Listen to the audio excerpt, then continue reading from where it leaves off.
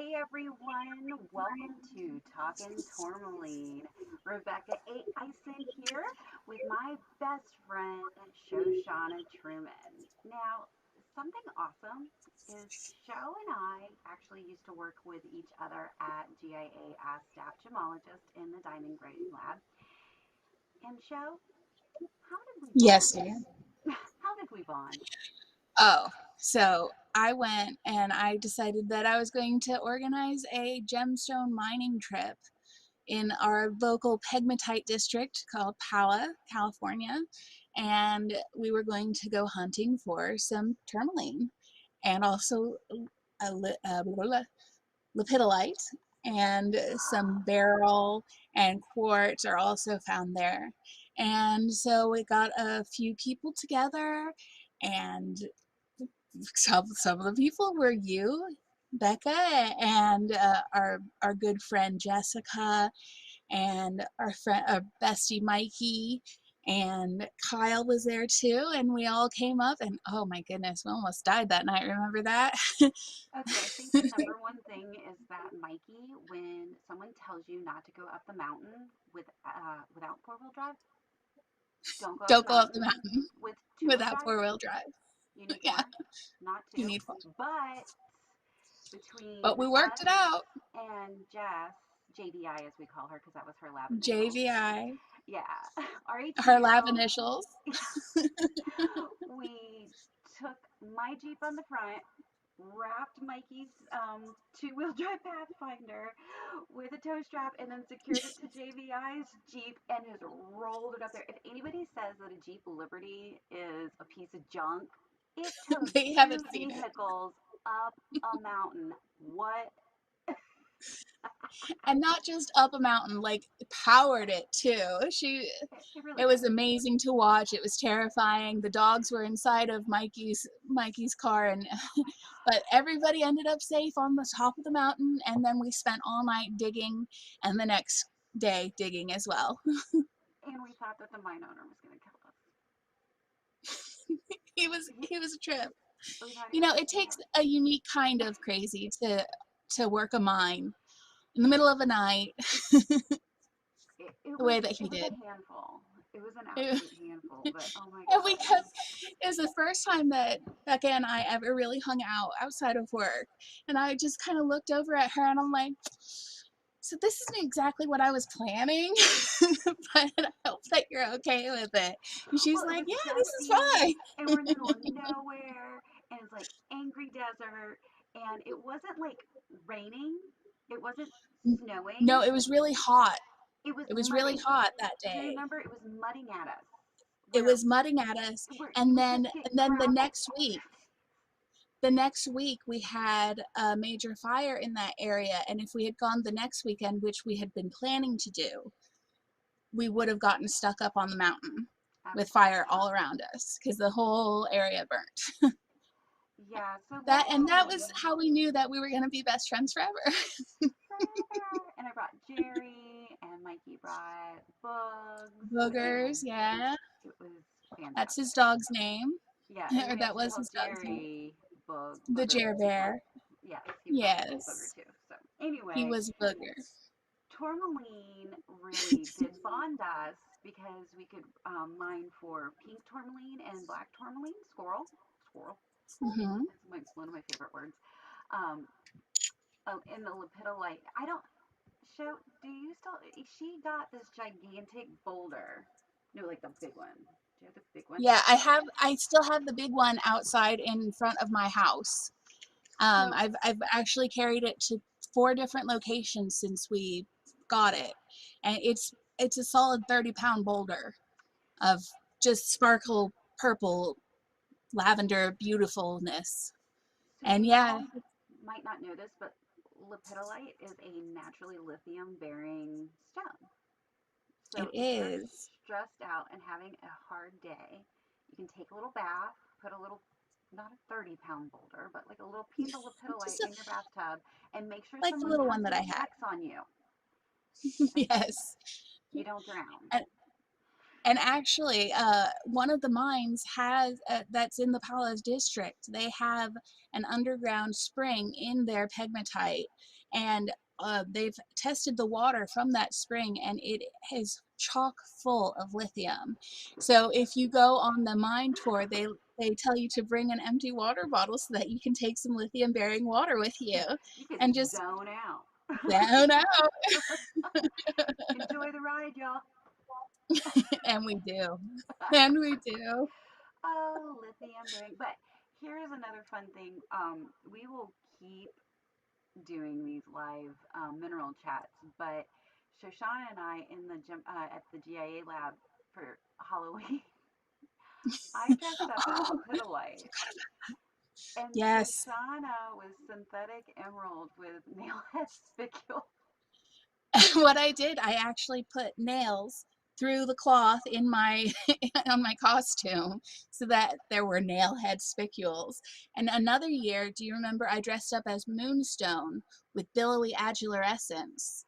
And I I just don't had remember what you did to that. I just wrapped a piece of cloth around me really, really billowy like, and I just kind of waved it around as I was walking, and that was my billowy essence as we marched around the lab to show So, off our costumes. if anyone actually thinks that we're nerds, Or that we're not nerds. This will prove them wrong. well, I was gonna say, if we're working at a pretty nerdy place like GIA, we were like deep end. We were uber nerds there.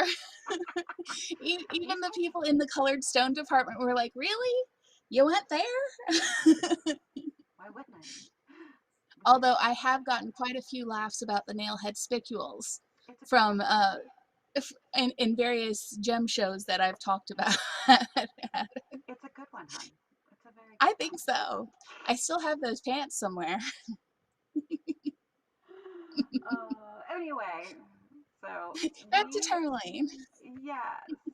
So one of the reasons I chose tourmaline to be our first one is, well, we both really love this mineral. It's beautiful.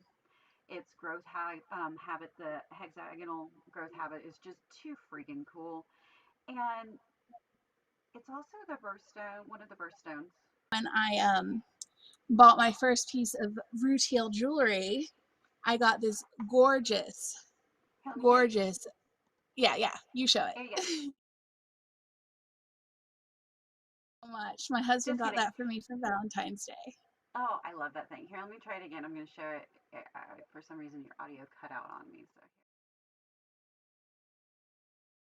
Oh, it's so beautiful. I love that rubellite. As soon as I saw it, I'm like, this is ours.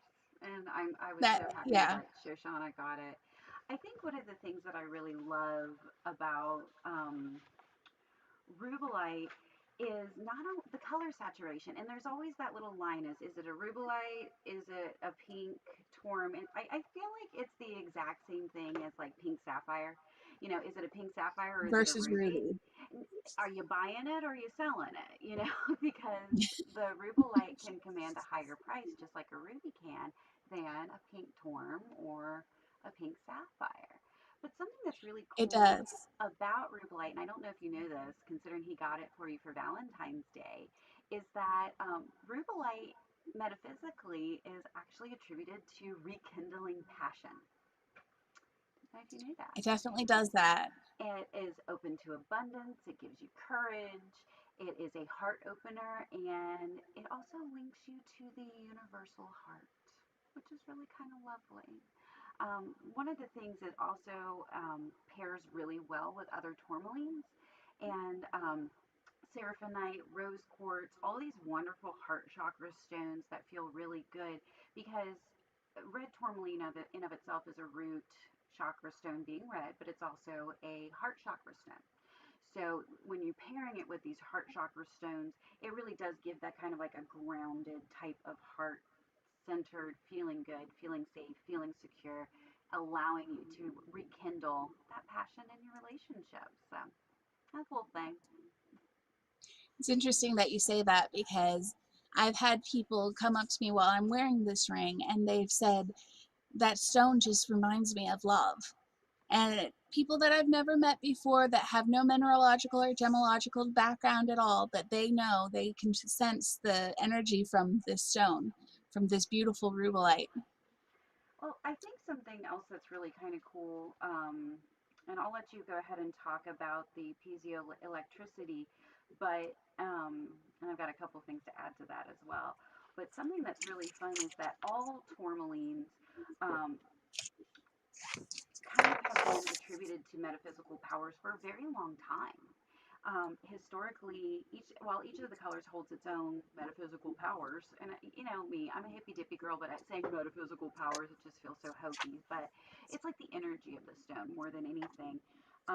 But all of them serve really well for supporting the emotional well-being of the wearer or the person carrying it or meditating with the stone, and helps enhance vitality of life, and most of them give you a little bit of a reprieve from the stress that we're dealing with every day. That is definitely true. Um, I know that when I go and wear my ring, or when I wear a lot of other gemstones, I do feel different things. When I was at my baby shower, there was this incredible quartz statue, and it was amazing. I put my hands on it and it shot lightning up my arms and straight into my heart. And it was one of the most profound feelings. You remember, I kept going back over to that rock and just talking with it. Shoshana, you need to eat your, oh, what was it? Panda Express, I got you. Panda Express. We had our baby shower in a lavender field, and I flew in from Cincinnati, I think, right? Yes, you We did. organized that baby shower from While you Ohio were to, away from Ohio, yeah.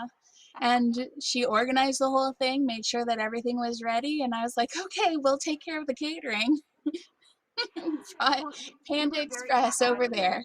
You were very adamant that you wanted Panda Express. I'm like, well, I could do this and this and this. You're like, no, I want Panda No, Express. no, I want Panda Express. I'm not going to argue with the pregnant lady. I'm not. And you didn't. You No, did everything to make it a wonderful day, which it really was. like Something picking that's you up in a stood out in Fiat, my like mind this forever. big. Remember picking you up in a Fiat that was that big? Yes, It was surprisingly spacious. it was. It was. That was a fun adventure. That was 9 years ago. Just about 9 years ago now. Yeah. Yeah, Okay, now I so have a monster of a child. But back to tourmaline. yes, The piezoelectricity, which is something that I learned about at a tourmaline symposium back in 2004. And I got to listen to the award winning faceting genius, Meg Berry, talk love her. about tourmaline. And she talked about the piezoelectricity that tourmaline has. What she does when she's actually faceting a piece of tourmaline, she cuts it down the c-axis, which is the lengthwise, as the longest part is the c-axis, and that will give the tourmaline the best color. This right here is a little piece of tourmaline that I have. It was sold as a rubellite rough, and you can't really see it right now because there's not a light shining through it. It hasn't been fasted, but it is a gorgeous raspberry, just really intense dark pink, almost red color. And so she cuts it down the c-axis, which it allows it to have the best color possible. But what she also does is, because of the piezoelectricity, tourmaline actually will start, when you start fasting the stone, it creates this electric charge. And it's just a little bit, but it's enough that it can actually fracture the stone while you're cutting it. So you have to be very careful. And she has a ground that she puts onto a ground wire to make sure that it doesn't crack the stone while she's faceting. And Meg Berry has won awards for her tourmaline faceting. I think So, the most recent one that she won was the rose that she cut. so It's something beautiful. also that's really cool is this piezoelectricity has been known for a very long time about tourmaline. Um, it actually was utilized by early Dutch traders who used the tourmaline crystals in their pipes, and their pipes are called, hold on, meerschaum pipes, and they called the mineral or called tourmaline ashen truckers, also known as ash pullers, because it would help pull the ashes out of their pipes. How crazy is that? Ah, Right? And the Dutch traders started importing tourmalines from Sri Lanka to Europe in the early 1700s. So, utilizing this um, crazy phenomena in the stone, it's actually, I've never heard of people putting tourmaline into their Nisham pipes, but into their smoking implements. Yeah, right, that's a really creative use for a right. phenomenal gemstone. All right. It's it's amazing what you can do with tourmaline. It is. But actually, the name is a Sinhalese named Turamali, which means something small from the earth, which I think is really hilarious because we've seen some like gigantic. Massive crystals. They're Yeah, absolutely huge. So something small from the earth and then something gigantic from the earth most of the time. And actually, tourmaline's been traced back to Alexander the Great had tourmaline in some of the sculptures that he had made to commemorate him and all of his greatness.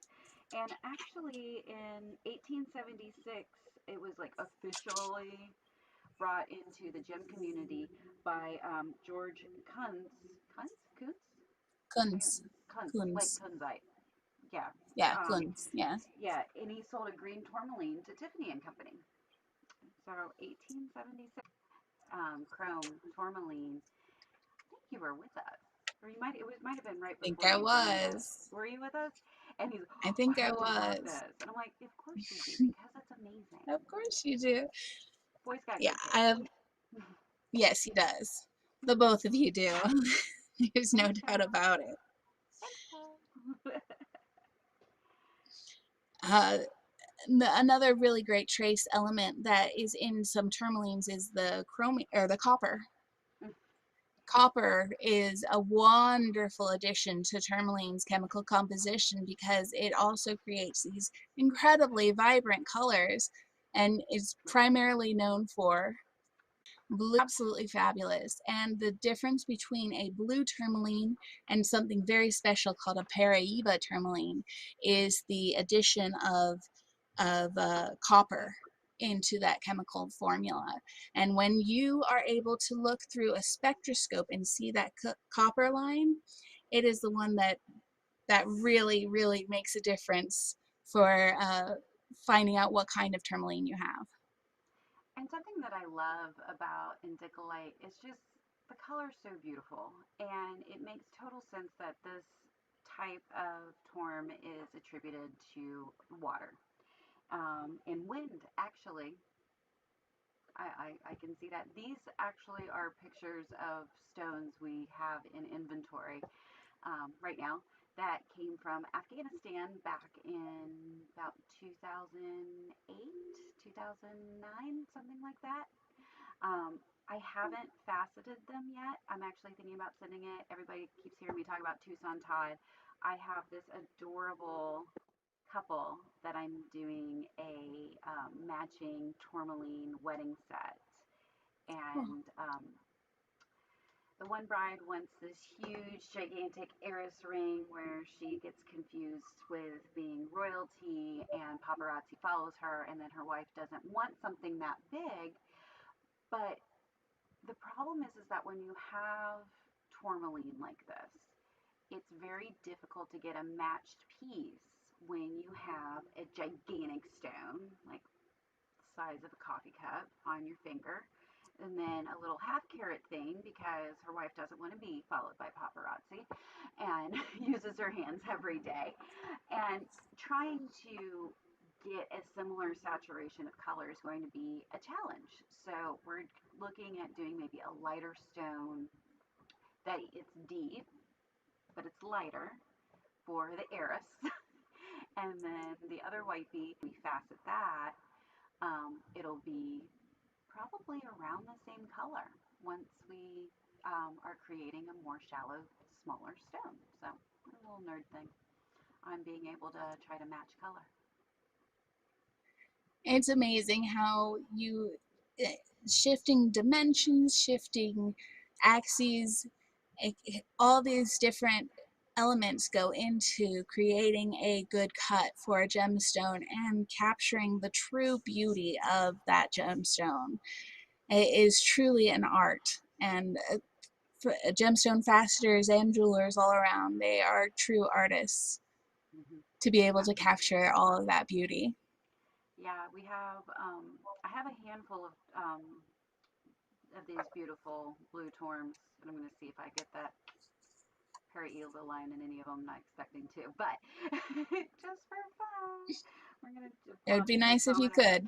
Pull out that spectrometer, see what's up. But we're very excited about some of the pieces that we're going to be getting in to create these, and I'm sure I'll have some left over, and those will be on the site very soon.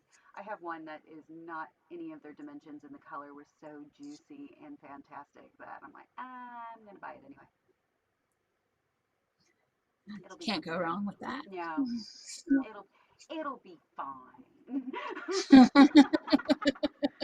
But something that's neat with blue torm is that when you combine it with black tourmaline, it helps you ground yourself. If you like to talk to angels or spirit guides or anything like that, if you use your blue tourmaline with your black tourmaline, it helps ground you while you talk to your angels, your spirit guides, God, whoever you chose to speak with for spiritual guidance. It's a pretty powerful combination. It is. It is. I remember when you were looking for some schorl, which is the black tourmaline, Twirl, years and years ago. Schorl. twirl, Just a fun word to say. Schorl. twirl. And you were like, I haven't really found any really nice black tourmaline. And that's something that I really appreciate about you is just the commitment to quality. You've always scoured different markets to find something that will stand up to your expectations and what you are wanting because the quality has to be there. And if it's not there, you're not going to get it. Shucks. Thanks, Oh, Sho. you. Oh, you. Yeah, it's true. Sho has gone to many gym shows, and we go to Tucson together, and she will see me look at a lot of stones before I do that. Working on that couple's rings. It's like I've been working on it for 2 weeks. I'm like, so here's three stones, and I'm going. So I had to get like through 30 stones to pick these three out because Yeah, I'm not showing you any of the other ones. because they Ew. just don't measure up. No, I mean, I have that commitment to making sure at the retail, we're not selling something that I don't feel confident in and wouldn't want to put my name on. And yeah, And that's why I also appreciate your lifetime guarantee or your the lifetime the care warranty plan. on your pieces. Oh, the care plan Yes, thing. Oh, that thing's the repair awesome. plan.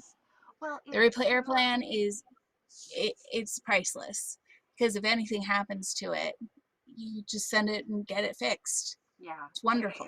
It really is something that's super helpful. That I mean, a lot of jewelry stores in the mall will give you one for free when you buy things, but then they make you come in every 6 months. And let's say, I don't know, COVID happens, or you get sick, or you move, or something, and you don't make the 6 month, every 6 month check in for to check all the stones for security, look at the shank, make sure it's nice and thick, you haven't worn For it the wear off. and tear. Yeah, the reason they do that is to upsell you.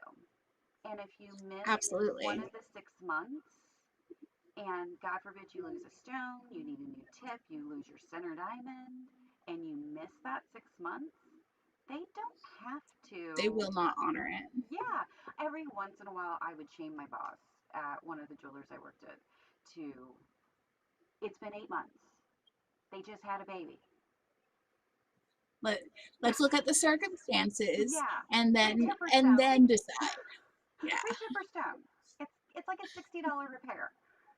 Now, Yeah. back Yeah. then it wasn't, but it's a $60 repair. Do you really want to have them lose all the sales? And a lot of times the answer is yes. Yes, I do want to lose the sales. And anyway, we don't do that. You don't have to get your jewelry checked. Anyway, got off on a Which tangent. is amazing, and it's wonderful, especially for me since I'm out in California and I don't have the retail right down the road for me. I can still, with confidence, say, well, if something were to happen to my ring, my beautiful ring, my I know my jeweler is gonna be able to stand behind me, and that gives me a peace of mind to be able to wear my beautiful jewelry every day and not have to worry about it. And something also cool is that it's done by Jewelers Mutual. So God forbid Jamie and I are out mining and we get eaten by a buffalo. You still nothing's gonna happen to your It's not ring. out of the realm of possibilities. No, it's not. So since it's Jewelers Mutual, you're set. You're totally good. You don't need to worry about And that. Jewelers Mutual is a good quality company that's been around for a very, very long time. You know With that all you're the in good good hands jewelry. when, Yeah, yeah. that's who we Yeah. have all of our insurance through. We love them. Anyway, tangents. That's what we do. What else you got, Show? Well, we haven't talked about watermelon tourmaline yet. No, we haven't. Watermelon. Watermelon tourmaline is just like it sounds. It is a bicolor tourmaline, sometimes tricolored, and it is green on the outside and it has a pink middle, and it looks a lot like watermelon. Let me see. And I think I usually, might have a picture. Hold on a sec. that would be cool. I should. You keep talking. I'm gonna find a picture real quick. Sounds great. Watermelon tourmaline is usually not faceted in the way that other tourmalines are faceted. Other tourmalines, you have them faceted it with a lot of uh, different facets on it. Watermelon is usually flat, and the cab is usually a flat stone. And I have an example here. It's not a watermelon tourmaline, but this is kind of what the tourmaline would look like. It's very thin and very flat, and that it would be the way that the watermelon tourmaline would be. I did find a picture. It's from geologypage.com. So I do apologize that I do not have this properly annotated. So geologypage.com, I am giving you full credit for this image of a watermelon tourmaline. Where the heck did it go? Yes. Do do. The heck, Rebecca.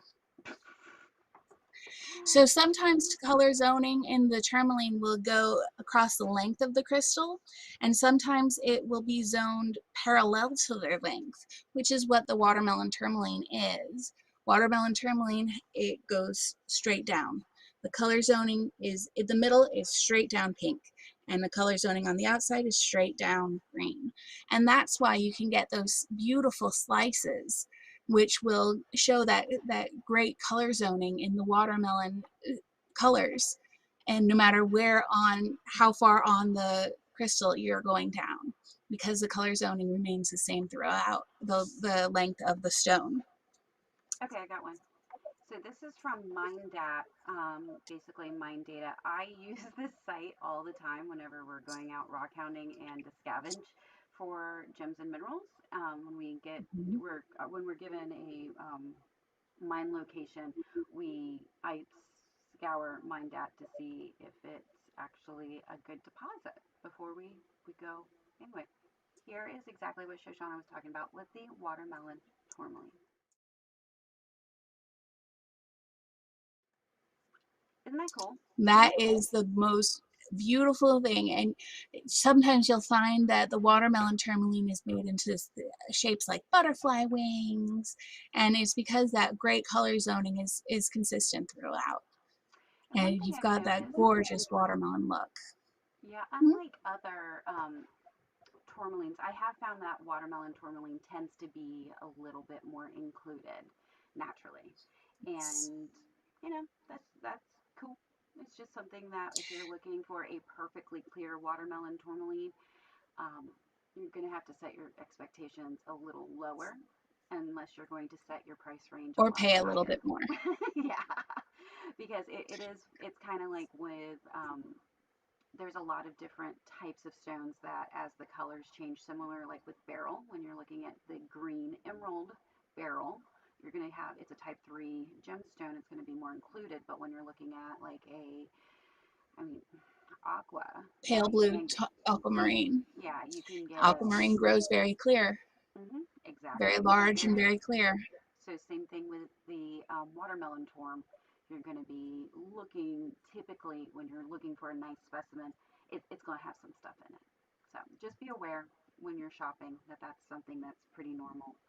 I did want to say the fun thing with watermelon tourmaline is it's sought after for heart work, like working on any issues with your heart. It emanates a frequency of joy, which makes sense. I mean, look at this real quick. How can you not be happy? I mean, everybody, I'm going to say almost everybody, does nothing but have sheer happiness when you're biting into like a huge slice of watermelon. And And running down your chin, it's you remember childhood and hot summer days and all that fun that comes with it. The but delicious refreshment of a watermelon. but here's something else fun, Show. You remember how we were chatting about lepidolite and lithium? Yes, Did you know that watermelon torm has a high lithium content? I did not know that. That is interesting. It's kind of funny because it has a calming energy. Imagine that. And one of the things is that it says it's a great tool for countering anger or resentment, and it's great for finding forgiveness and compassion. I mean, if you're kind of zonked out from a little extra lithium, you're going, oh, okay, we Yeah, can get through I it. forgive you, of course. I Come know. on, give me a And hug. look how pretty. It's all right. But it's a allows you to feel pure joy and serenity, love. Makes perfect sense. I mean, it's a straight up heart chakra stone with the greens and the pinks and the happy and the lithium, and it's a great stone. And it just feels good to have against you as you're wearing it. Very much.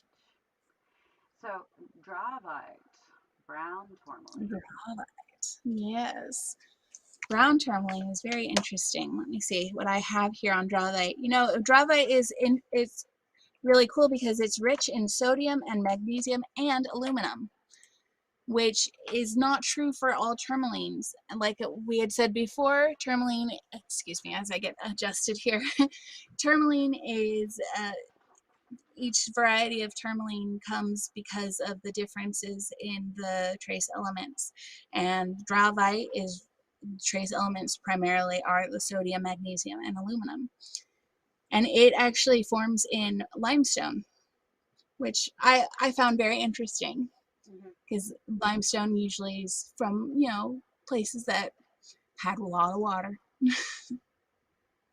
That's what I got. Well, dravite isn't necessarily pretty, and I think, and it's kind of a muddy brown. I don't have a good picture of it, but it's not a typically lovely stone, but it's cool. It has a very deep. Do you remember those root beer candies, like the ones that Yes, rolled that's up? exactly what it It looks looks like like. a root beer Yes. candy, Didn't it and used to be called the root beer stone? it could Root be. beer tourmaline It could be. was one of the words that used to be describing of the dravite. It Root totally beer could. And tourmaline. you know what's absolutely awful is I just realized right now I have a piece of dravite up in my personal collection, and I totally forgot until like right now. So Ah the well. the cool thing about dravite metaphysically is that it helps you do the dirty work to fix yourself, fix your heart, fix the things. You kind of can tell that tourmaline in and of itself it helps fix you. Um, we all It's go a through very healing cracks. stone. It's very healing, and the beauty of it dravite is it helps you do the dirty work of getting to the root of your shadow self. What has happened to you in your life? What kind of walls have you built? What is the energy that you're exuding and also absorbing, and helping you get to the root of what's going on with this. Why am I being this nasty human being to everyone who tries to communicate with me? And The it more also that helps you you, know, the easier it is to get past yeah, and it helps you and to see the heal from humor. that. Yeah, it helps you see the humor as well in the deep depths. It's like the light in that really dark path is kind of diving into what Drabai pulls you into and allows you, like I said, to get your feet dirty, get your hands dirty, get through the work, and um, it's it also helps us release our energy blocks as well. Drabai is a really interesting stone if you're stuck emotionally, stuck um, in your heart center, and you're just trying to get over things and move forward in your life. So, like, if someone's going has been like a person with that has experienced trauma, um, neglect, something like where ish has not been very nice in your life, and you've reacted to it, Dravite is a fantastic tool for getting through the muck, for sure. So, Becca, I was wondering, how would you use these fabulous stones to get the most from their energies? So, one of the things I suggest is well, one, you can go to the rutl.com blog. And we have actually, I actually have printed out my blog here because we have so many neat little things about the stones and the different colors. But one of the things that I highly suggest that people do is one, get a stone that resonates with you. And then you can see on our blog we have stones that partner with them, sometimes helping, like I said, with the pairing floral with other things. I like to meditate with it in my hands. Like if I have two different stones, or I could have two indica lights or something, meditate with them in the palms of my hands. That's my favorite thing to do. But I also will carry them in my pocket and pocket full of rocks. Shoshana always knew that I've always got a pocket full of rocks, but I wear them I too. usually do too. Yeah, I personally like to wear my gemstones. I have some big slices of rose quartz that whenever I don't have to wear them as much anymore. Things are nice, but when things weren't very nice, I always wore my rose quartz because it sat right at my heart and it felt so good. Um, Moonstone, whenever I need to be creative, I wear moonstone rings and it just kind of brings some magic to Hmm. what I need to be doing. And honestly, it sounds super cheeseball, but grabbing a stone that's resonating with you, the message, the energy of the stones resonating with you, and then figuring out what feels good. Like we keep shungite spheres around to help with EMFs, and I have them on Jamie's desk. We have a whole bunch coming in when we're doing our our Jade Trunk show in a couple weeks. Um, Really diving into what are you drawn to, because usually the stones that you're drawn to are the ones that need you. Or And that you need. yeah, both. Absolutely. Everybody needs to find their own way. Like for a while, I put shungite in my water bottle, and I would drink shungite water until I was afraid I was going to bust my teeth. And before I got new teeth, but still, I had pretty jacked up teeth. I didn't need them to be worse. Um, but everybody needs to find their own way. I like to have pieces on my desk. I like to have a whole bunch of specimens with me, and sometimes I just like to hold them. So everybody's got to find their I own vibe. love holding gemstones, and actually, you were the one that taught me how to talk to gemstones. And I've always just taken a gemstone, put it in my hand, just put my other hand on top of it, closed my eyes, and just listened to what it was telling me. And sometimes they talk to me, sometimes they don't. Well, what I call talking. The energy comes to me or it doesn't. And sometimes they're very they're a little too energetic for what I need, and I just put those ones down and say, okay, you're for another person. Sometimes they are not energetic enough, and you can cleanse those in salt water or in the moonlight and get that energy back into it as well, which is nice. And kind of like the new accepted way to clean your stone is to run it under your faucet. Ah, well, good to know. I've always used just, well, I'm close enough to the ocean that I just go, and if I'm going to be cleansing a bunch of stones, I go to the ocean, take a Tupperware container with me, and I scoop up some water and bring it home. Yeah, I think that you're the one that taught me that.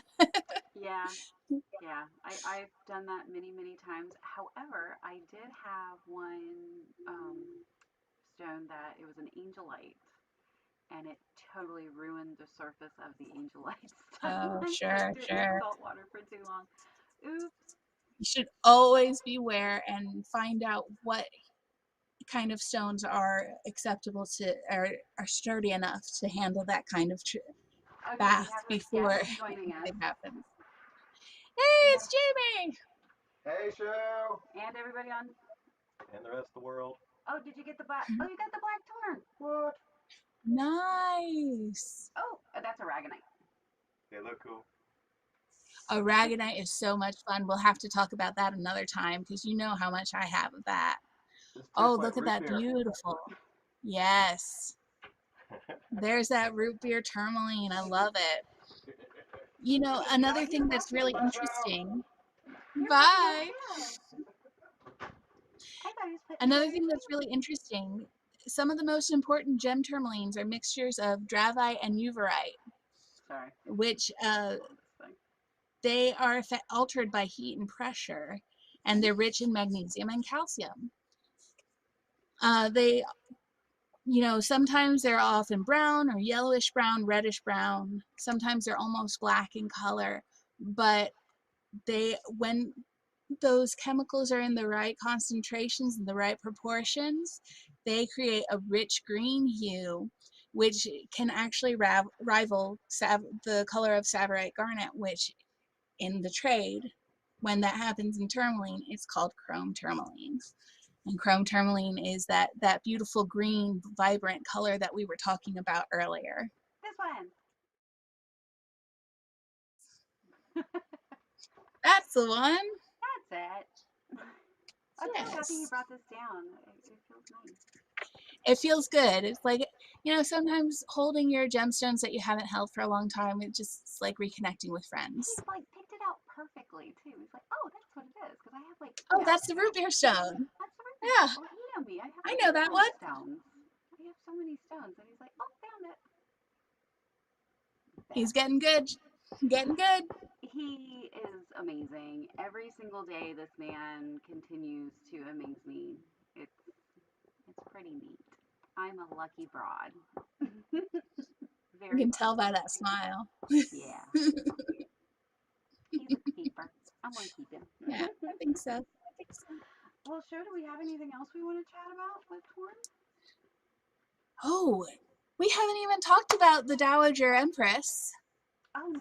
So, one of the traditional things from the pegmatites here in Southern California, when they were found, the tourmaline-bearing pegmatites in SoCal, specifically in the Pala district of Southern California, when they were found, the Dowager Empress of China she's always loved pink gemstones, and there was a lot of really intense, gorgeous pink tourmaline in these mines. And so oftentimes they would have just a little bit of a blue cap to the top of it, and people would knock off that blue cap and send the pink on back to China to the Empress, and she would be like, "Hey, that's a cool stone, thanks." But years and years later, people would go through the tailings pile, and the tailings pile is where all of the extra material would go, the things that people they weren't looking for at that time. And they would go through the tailings pile and they'd be like, "Whoa, look at this cool blue. That's amazing." And oh, look, here's some more. And they ended up finding hundreds and hundreds of carats of these bright amazing, almost Paraiba color blue tourmaline, and it was just because the dowager did not want that color. She wanted just the pink, Isn't that which I funny? think is pretty cool. Well, It's amazing how different people want different things, and what one person's trash is another person's treasure in the most realistic sense. well, the hilarious thing, this isn't about tourmaline, it's about sapphires, but at Neil and Debbie's mine, the Lewis and Clark mine, um, and actually garnet mines right around the same area, they were mining for gold. And or Yes. back in yonder years during gold rush times, and they would be churning up the earth and pulling out all of this gold, all of this gold, all of this gold. Oh my goodness. What do they want? They want gold. And what's in the tailings? Gorgeous sapphires, rubies, garnets. I mean, some of this one vine that we went to Red the other Beryl day. was found that way too. Yeah. And the TikTok video that we have with Jamie shaking everything at the mine, that was an old gold mine that is now considered a garnet mine. And we got some gigantic, beautiful garnets that we're going to be faceting very soon, and some rubies, some decent sized rubies. They're going to end up being about half a carat, three-quarter of a carat once they're cut. Wow. And I mean, I can't, I'm not Tucson Todd when it comes to looking at rough yet. I'm getting there. But yeah, there's some really beautiful specimens that just came out of their tailings pile. The guy just goes over, grabs a bulldozer dump full of the tailings, scoops it up, drives it over to where everybody's over there schloosing. I cannot say that word. It's where you take the shaker thing full of stones and you get it wet And and you do this and then you flip it over and then you pick everything up. Schloos, yes. sluicing. Yeah, now that you can't pronounce it, I can't pronounce it either. There's very few words I can't pronounce. That's one of them. My mom can't say the word filthy. I can't say one of the techniques of extracting gemstones from the earth. Awesome. She doesn't have to say filthy. I need to say this. Funny how that happens, huh? It's crazy. It's crazy. So, let's see here. Oh, there was that necklace, the Hamlin necklace. The Hamlin necklace, one of the most incredible pieces of tourmaline jewelry that has ever been created, and that was the Hamlin necklace. Let's see if I can. And let me see. I'm gonna try something real quick, Show. Let's see if this works. Okay, you go ahead. Do, do. There it is. Look at that. And this necklace really shows the variety of different colors in the tourmaline.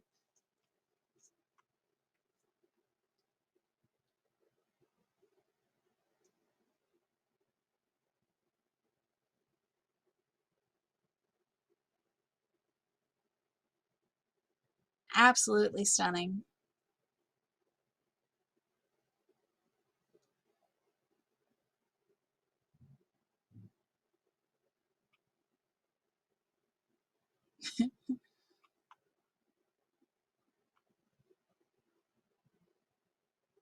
Come on back now, B.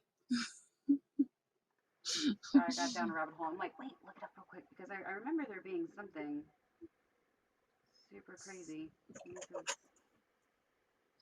About the 18 necklace? yeah, 18 removable pendants of varying colors of primarily tourmaline from Mount Micah, Maine. And Mount Micah is a very, very well-known historical source for tourmaline in America. And I think that it's really interesting because it's all the way catacoordinate on the other side of America from where I am, where I knew my, where I have known my tourmalines from, which is the Pala district in Southern California. And it's just from one side, one corner of the country to the other. And that's one of the things that really has amazed me with gemstones in general, is where these chemicals combine in around the world. sometimes you have these huge amounts of variety of chemicals and variety of gemstones that form from them. Sometimes you have it only combining in one area of the world, and you'll never see it in another spot ever again. And sometimes you have it from really old parts of the Earth's crust, and sometimes they come up from the newer parts. And it just is fascinating to me how these minerals get up to the surface and where we find them.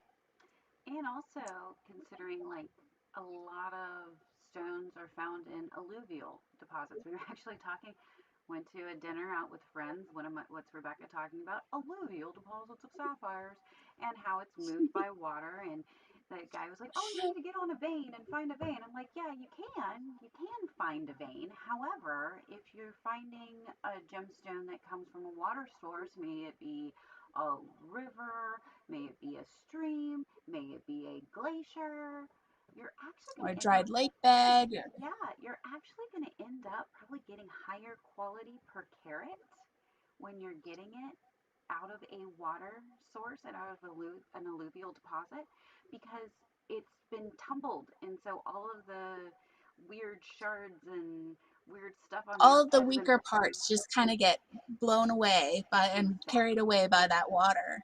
And it's exactly. just like when you see ocean glass, Mm-hmm. it's the Sea same kind glass. of thing. Yep. Sea glass, because sea glass starts off as any other glass, it's broken glass. And then as the water tumbles it, edges get smoother, any spots could become calmer, and it becomes this gorgeous frosted piece of glass that everybody loves, the sea glass. Yep. And it's And the same for the alluvial deposits. I found a spot. I was out camping with my family, and I found a spot that had some alluvial quartz in it. And we were trying to find where the source was. It was a dried creek bed though, so we had never really found it. But every now and then we go back out there and we're like, hey, we're gonna find it this time. it is fun. That's right. That's something It that's is. super fun. And being able to see sedimentary layers and that you dig through for these alluvial deposits is it's super neat. Super neat. It is. It is. It's pretty wild. I like it a lot. Must be What why I was drawn to it. makes sense to me?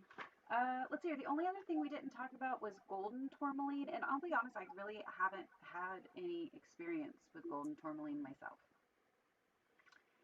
I think I've seen one or two pieces. I saw one at Tucson a Mm-hmm. couple years ago, and I saw one when I was in residence at GIA, doing my classes, becoming my gemologist, graduate gemologist. And it was kind of a muddy yellow. It wasn't, again, what you would call really a pretty stone, but it is something that is so unique. And it's really more of a